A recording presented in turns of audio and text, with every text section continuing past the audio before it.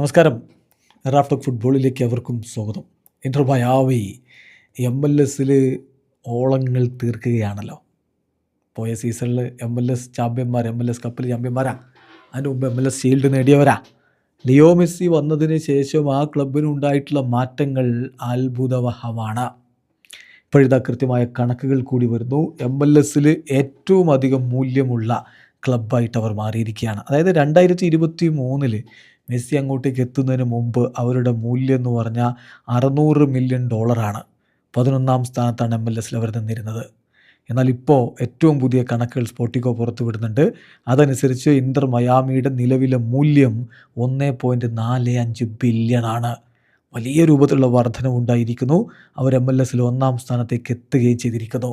Loss Angeles FC ആണ് അവർ മറികടന്നിരിക്കുന്നത്. LAFC 1.4 billion ഡോളറുമായിട്ട് രണ്ടാമതാണ്.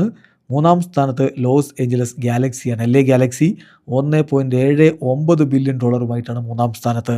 4ാമത് Atlanta United 1.14 billion ഡോളറാണെങ്കിൽ 5ാമത് ന്യൂയോർക്ക് സിറ്റി 1.12 ബില്യൺ ഡോളറാണ് അവരുടെ മൂല്യം.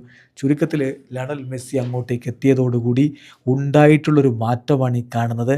അദ്ദേഹം ഒന്നുമല്ലാതെ കിടന്ന ഒരു ടീമിനെ കിരീടങ്ങൾ കൊണ്ട് പുതപ്പിക്കുക മാത്രമല്ല, ഇതാ ഈ വാല്യുവേഷനിൽ 1ാം സ്ഥാനത്തേക്ക് എത്തിക്കുകയും ചെയ്തിരിക്കുന്നു. വീഡിയോ അവസാനിക്കുന്നു. ഫുട്ബോൾ ലോകത്തെ കൂടുതൽ വിശേഷങ്ങളുമായി റാഫ്റ്റോക്സിൽ എത്താം.